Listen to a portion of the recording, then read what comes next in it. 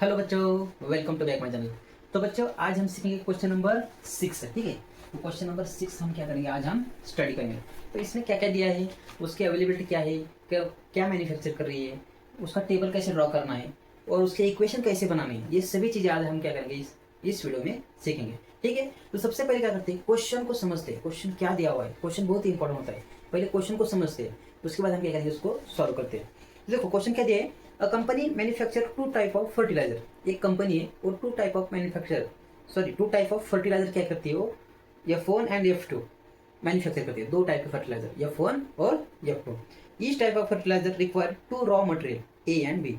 अगर फर्टिलाइजर है तो उसके लिए रॉ मटेरियल लगना ही लगना है, ठीक है। तो उसके लिए भी ए और बी, ये दो टाइप का जो रॉ मटेरियल है वो क्या होता है, यूज होता है। और क्या कहा है, देखो यहाँ पर the number of unit of A and B required to manufacture one unit of fertiliser F1 and F2 and availability of raw material A and B per day are given in the table. जो fertiliser है उस fertiliser के लिए कितने number of raw material लगते हैं, या फिर वो जो रॉ मटेरियल है वो कितने अवेलेबल है हमारे पास, वो जो सभी डाटा है वो सभी डाटा टेबल के यहाँ पर शो किया है, ठीक है। ये जो टेबल दिया है, इतना ही टेबल हमें दिया है, इस टेबल में शो किया गया है। और क्या कहा है उसने, by selling one unit of F1 and one unit of F2 company gate profit. अगर हम सेल करते हैं फर्टिलाइजर F1 और F2 को तो हमें कितना प्रॉफिट मिलता है, तो 500 रुपये मिलता है F1 पर और 750 मिलता है F2 पर, ठीक है। Formulate the problem as LPP to maximise the profit. हमें इसका भी LPP निकालना है, किसके लिए, मैक्सिमाइज के लिए निकालना है, ठीक है। तो देखो लेट स्टार्टिंग कहाँ से करना है, यहाँ से करना है। देखो let x unit of F1 and y unit of F2 can be manufactured by a company। एक कंपनी है, वो कंपनी क्या करती है, x unit of F1 manufacture करती है, y यूनिट ऑफ F2 जो फर्टिलाइजर सेकंड है वो मैन्युफैक्चर करती है। हमें इसकी वैल्यू मालूम है, उसकी वैल्यू मालूम है, सॉरी उसकी वैल्यू हमें मालूम है क्या, नहीं है।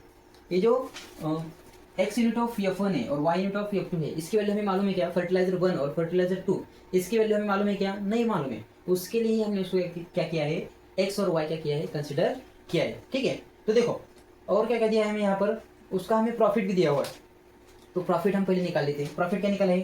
तो देखो क्या कहा है यहाँ पर, बाय सेलिंग, सेलिंग करने के बाद क्या कहा है, one unit of F1, one unit of F1 and one unit of F2, ठीक है, वन यूनिट ऑफ F2। ये सेल करने के बाद, F1 और F2 सेल करने के बाद कितना प्रॉफिट मिलता है हमें, कंपनी गेट अ प्रॉफिट। तो देखो company get a profit, company को कितना मुनाफा होता है यहाँ पर, तो देखो 500 रुपये और कितना 750 रुपये रिस्पेक्टिव, ठीक है। एक यूनिट F1 के लिए 500 मिलता है, F2 यूनिट के लिए कितना मिलता है, 750 रुपये उसको क्या मिलता है, कंपनी को प्रॉफिट मिलता है। इस पर से हम क्या कर सकते हैं, टोटल जो प्रॉफिट है वो निकाल सकते हैं। तो देखो यहाँ पर मैं निकालता हूँ total profit, total profit is equal to, इसको मैं जेड से नोट करता हूँ, ठीक है। F1 फर्टिलाइजर को मैंने x माना है तो x इंटू 500 कितना हो जाएगा, 500x, और F2 को मैंने y माना है तो यहाँ पर क्या आ जाएगा, 750y आ जाएगा। ये क्या है, ये कंपनी का टोटल प्रॉफिट है, x और y, इसको मैंने z से नोट किया, ठीक है। ये प्रॉफिट हो गया। और इस पर से हमें क्या करना है, टेबल बनाना है, ठीक है। अगर क्वेश्चन में टेबल बनाया हुआ है तो वही टेबल हमें बनाना है और उसमें थोड़ा सा एडिशनल ऐड करना पड़ेगा। क्या ऐड करना पड़ेगा, यहाँ पर जो प्रॉफिट दिया हुआ है वही हमें यहाँ पर ऐड करना है। यहाँ पर बाद में लिखना है the constant are as per following table, जो हमें दिया हुआ है उसके हिसाब से यहाँ पर आया है। यहाँ पर क्या लिखना रहेगा, हमारा यहाँ पर सिर्फ प्रॉफिट लिखना रहेगा। तो प्रॉफिट कितना है, फर्टिलाइजर F1 पे 500 रुपये में प्रॉफिट मिलता है, इस पर मिलता है 750 रुपये में प्रॉफिट इस पर मिलता है, ठीक है। इसी पर से हम क्या करेंगे, इक्वेशंस बनाएंगे, ठीक है। तो देखो हमने फर्टिलाइजर F1 को x माना है, F2 को क्या माना है, यहाँ पर y माना है, ठीक है। तो जिसकी अवेलेबिलिटी दी है उसको हम x और y कंसीडर नहीं करेंगे। मैंने पिछली वीडियो में भी मैंने आपको बताया था, x और y किसको मानेंगे, जिसकी अवेलेबिलिटी दी नहीं है, ठीक है। तो a की अवेलेबिलिटी दी है, b की अवेलेबिलिटी यहाँ पर दी है। ये जो रॉ मटेरियल है a और b, इसकी अवेलेबिलिटी दी है। जिसकी अवेलेबिलिटी दी है उसको हम एक्स और वाई नहीं कंसिडर करेंगे, ठीक है। तो देखो इस पर से हम क्या करते हैं, अब इक्वेशन हम क्या करते हैं, निकालते हैं। तो देखो 2 इंटू एक्स कितना हो जाएगा, यहाँ पर 2x हो जाएगा, प्लस 3 इंटू वाई कितना हो जाएगा, 3y हो जाएगा। मैक्सिमम अवेलेबिलिटी कितनी है रॉ मटेरियल ए की, तो ज़्यादा से ज़्यादा 40 रॉ मटेरियल हमारे पास अवेलेबल। ऐसे हम देखेंगे। अब सेम ऐसे 1 into x 4 into y, 1 into x कितना हो जाएगा, x हो जाएगा, 4 इंटू वाई 4y। ज़्यादा से ज़्यादा कितना अवेलेबल है, 17 है। रॉ मटेरियल कितना है, ज़्यादा से ज़्यादा 17 है। और ये तो हमारा प्रॉफिट है, ये हमने यहाँ पर निकाल दिया, ठीक है।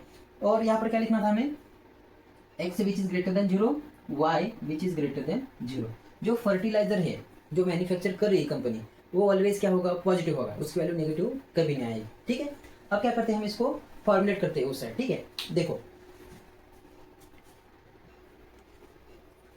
ठीक है, अब देखो हमें यहाँ पर लिखना है, क्या लिखना है, the above LPV problem can be formulated as follow. सभी के लिए सेम स्टेटमेंट है।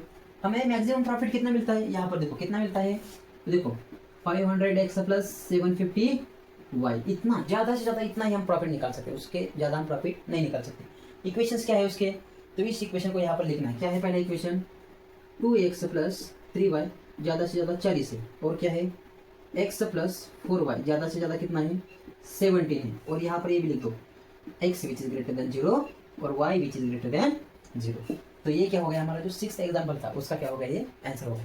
जब भी हमें टेबल दिया होता है क्वेश्चन में, तो क्वेश्चन बहुत ही ईजी होता है, ये हमें याद करना नहीं पड़ता कहाँ पर क्या लिखना है, कहाँ पर क्या लिखना है। जब टेबल होता है तो बहुत ही आसानी से क्या हो जाता है, एग्जाम्पल सॉल्व हो जाता है, ठीक है। तो क्वेश्चन नंबर 6 यहाँ पर एंड होता है। जो क्वेश्चन नंबर 7 है उसको हम क्या करेंगे, अगले वीडियो में स्टडी करेंगे, ठीक है।